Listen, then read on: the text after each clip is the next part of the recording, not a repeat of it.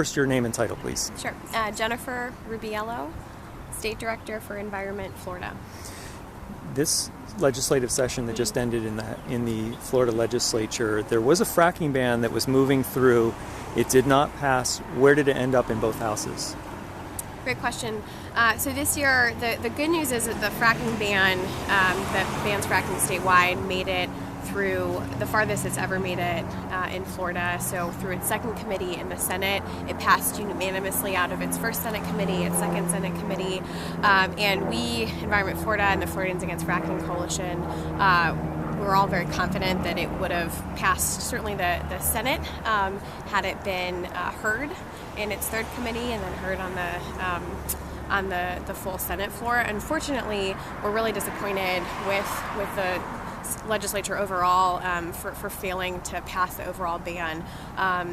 Specifically, Speaker Richard Corcoran for not even being willing to hear it in the House, despite overwhelming support in his district and clearly in Florida across the state.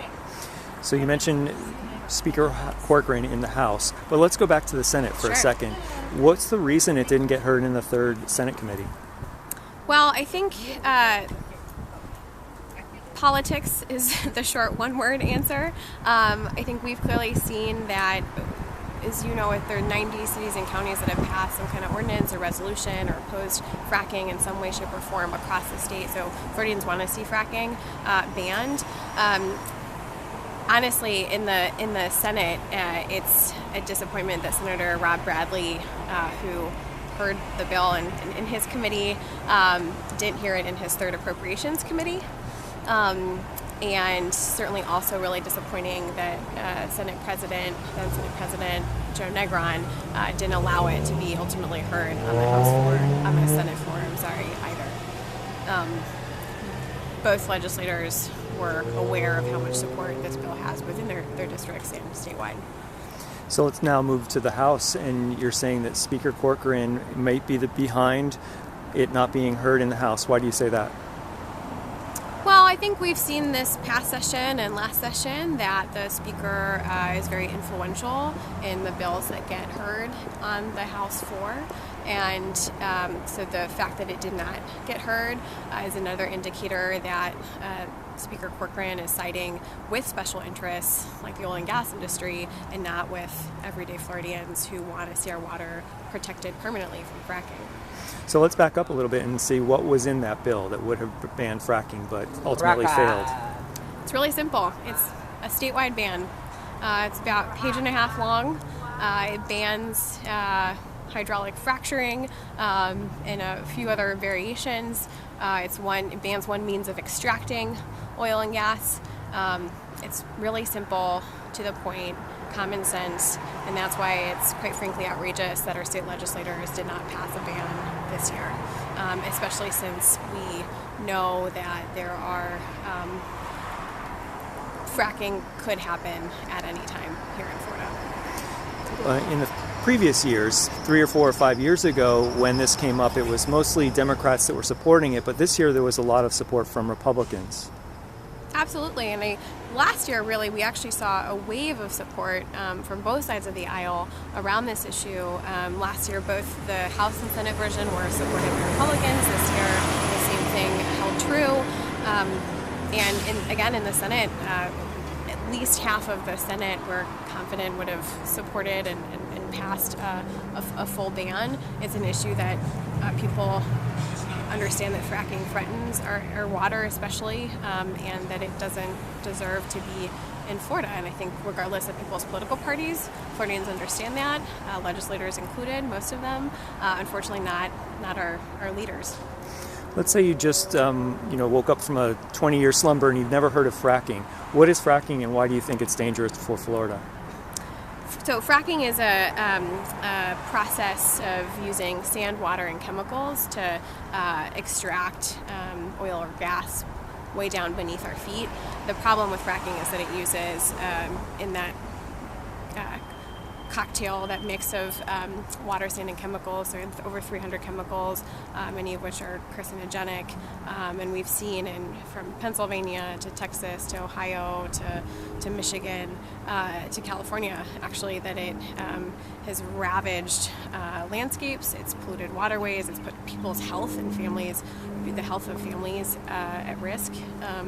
And the classic example is turning your faucet on, having water poured down your faucet and it lighting on fire because of contamination from fracking. And I think most Floridians don't want that anywhere near our aquifer, our drinking water, and so we should ban it. What are the alternatives then? Solar, wind, renewable energy. Florida we could power our state with renewable energy many times over from both solar and wind, yet we get just a tiny fraction of our energy from solar currently, when really we should have solar panels on every rooftop and every building, just as a first step, powering our energy and our needs. Is there fracking that's going on now in Florida or has been in the recent past? Well, this whole push to ban fracking statewide started in 2013 when there was an out-of-state oil company from Texas that came into southwest Florida and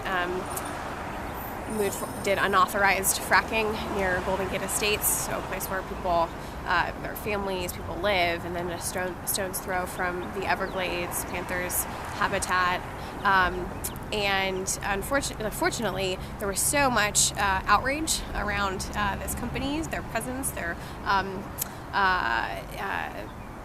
potential for fracking, that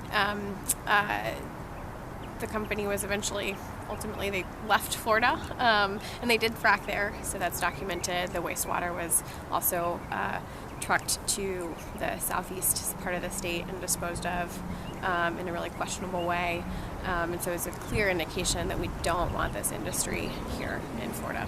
When you say disposed of in a questionable way, what do you know about what happened?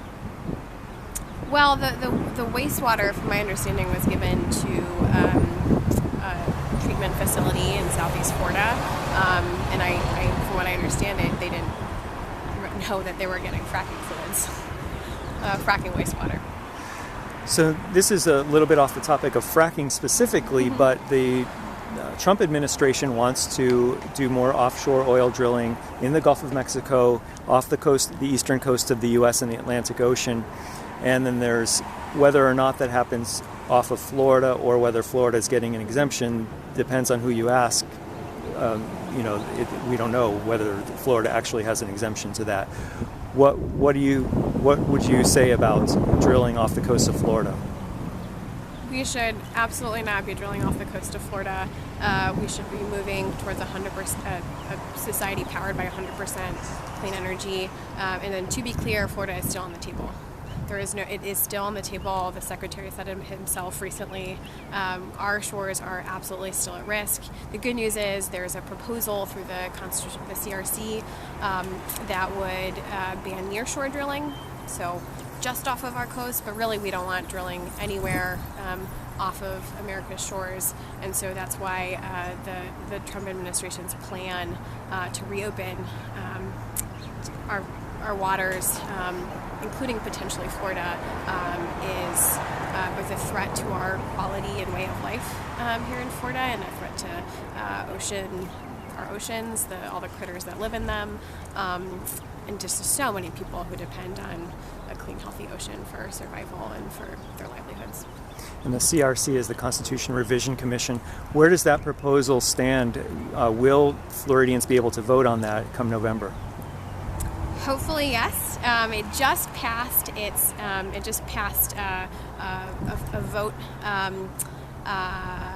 It just passed the full CRC voted on it with only one nay and I believe 32 yays, which is really exciting. And so it now moves to style and drafting, and then will have to be voted on one more time with, I believe, 2/3 at least of the vote to make it onto the ballot. So it's very promising, and we're really excited about it. Lots of support amongst organizations and people in this area and across the state for it. It's a common sense proposal. And moving back specifically to fracking, what are the next steps? The fracking ban did not pass in the 2018 legislative session. Will it come back next session? Absolutely, it will come back next session. There's already Floridians all across the state who are contacting the legislators to express their disappointment, their extreme disappointment with the fact that the ban did not pass currently. Certainly the elections this year will determine who is in our state legislature next year. So a little bit is up in the air, but not, hopefully not too much. Clearly the momentum is growing, and it's only a matter of time before we see a full ban. But again, we're going to need state legislators who are not afraid to stand up for the oil and gas industry and stand with Floridians for the health of our waterways and say no to fracking. And finally, is there anything else that our listeners should know about fracking or water? Always things to know, but I'll say the biggest thing is the more that even starting today, right, almost a full year ahead of the next legislative session, it's super important to contact your state legislator, both state senator and state representative, and tell them that this is an issue you really care about, and that you are counting on them to pass a fracking ban. Many of them are running for re-election, and so they need to be hearing, and they will want to be hearing from their constituents, and it's important for us to make this an issue that they know people want to see happen. Well, thanks so much for your time, Jennifer. Thanks so much, Sean.